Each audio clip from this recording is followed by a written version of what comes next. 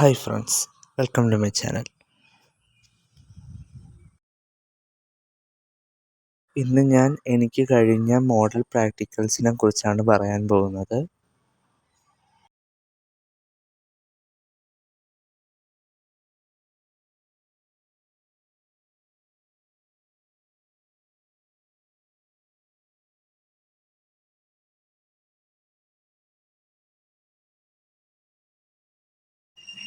Firstly ഞാൻ മാത്സിനെ കുറിച്ചാണ് പറയാൻ പോകുന്നത്.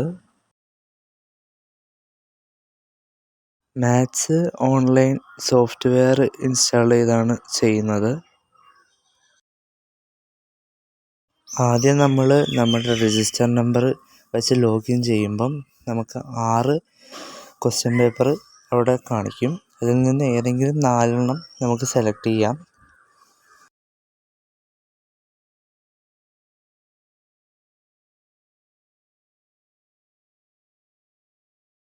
അപ്പോൾ ഞാൻ ആദ്യം സെലക്ട് ചെയ്തത് ഡൊമൈൻ ആൻഡ് റേഞ്ച് ആണ്.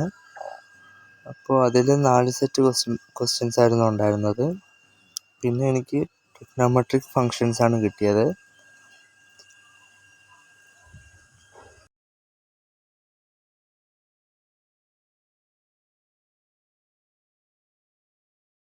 പിന്നീട് എനിക്ക് സർക്കിൾസ് ആൻഡ് പാരാബോളാസ് ആണ് കിട്ടിയത്. അതും എനിക്ക് 4 സെറ്റ് ക്വസ്റ്റ്യൻസ് ആയിരുന്നു.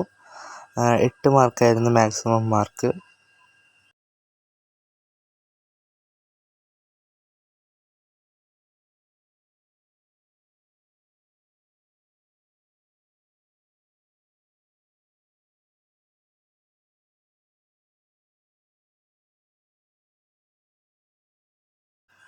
പിന്നെ എനിക്ക് LPP ആണ് പിന്നെ കിട്ടിയത്. LPPയിലും ഇതുപോലെ തന്നെ 2 ക്വസ്റ്റ്യൻസ് ആയിരുന്നു. 5 മാർക്ക്, 8 മാർക്കാണ് മാക്സിമം.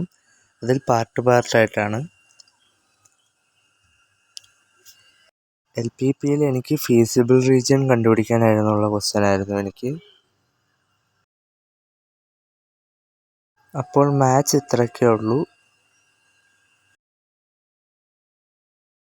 അടുത്തത് ഞാൻ CS ആണ് കാണിക്കാൻ പോകുന്നത്. കമ്പ്യൂട്ടർ സയൻസിൻ്റെ കേസ് പറയുമ്പോൾ നമുക്ക് ഒരു C++ഉം ഒരു HTML ആണ് ചെയ്യേണ്ടത്.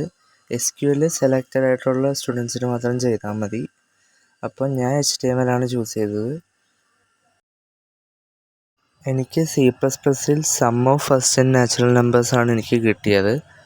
ആദ്യം സ്ക്വയേഴ്സിൻ്റെ ആയിരുന്നു ചോദിച്ചത്. പക്ഷേ സ്ക്വയേഴ്സ് റെക്കോർഡ് എഴുതാത്തത് കൊണ്ട് അത് ചേഞ്ച് ചെയ്തിട്ടാണ് sum of first and natural numbers എഴുതിയത്.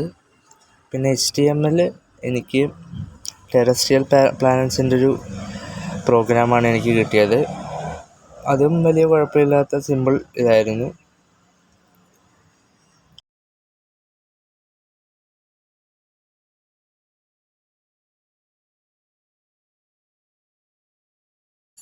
SQL കുറച്ചുകൂടെ പാടായതുകൊണ്ട് കുറേ ടൈം എടുക്കുന്നതുകൊണ്ട് കുറച്ച് കുട്ടികൾക്ക് മാത്രമാണ് ടീച്ചർ പറഞ്ഞത് ചെയ്യാനായിട്ട്. ബാക്കിയുള്ളവർക്ക് എല്ലാവർക്കും HTML ആണ് കോമൺ ആയിട്ട് ചെയ്യേണ്ടത്. അപ്പം ഞങ്ങൾക്ക് പരീക്ഷയ്ക്ക് വേണ്ടി 8 C++ഉം 5 HTML ആയിട്ടാണ് ടീച്ചർ പറഞ്ഞിരിക്കുന്നത്. അപ്പോൾ അതൊക്കെയാണ് ഇനി പബ്ലിക് എക്സാമിന് ചെയ്യാനുള്ളത്.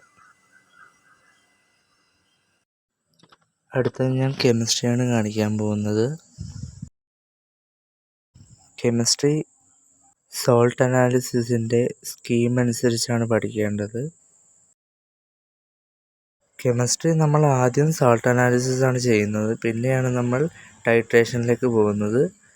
ടൈട്രേഷൻ ഏറ്റവും ലാസ്റ്റാണ് ചെയ്യുന്നത്. ടൈട്രേഷന് ഞങ്ങൾക്ക് തന്നിട്ടുണ്ടായിരുന്നത് KOHഉം H2SO4 ആയിരുന്നു. എനിക്ക് അറൗണ്ട് 80 ആൻഡ് 19 ആ ഒരു വാല്യൂസിൻ്റെ അടുത്ത് എനിക്ക് ടൈട്രേഷൻ്റെ വാല്യൂ കിട്ടിയായിരുന്നു.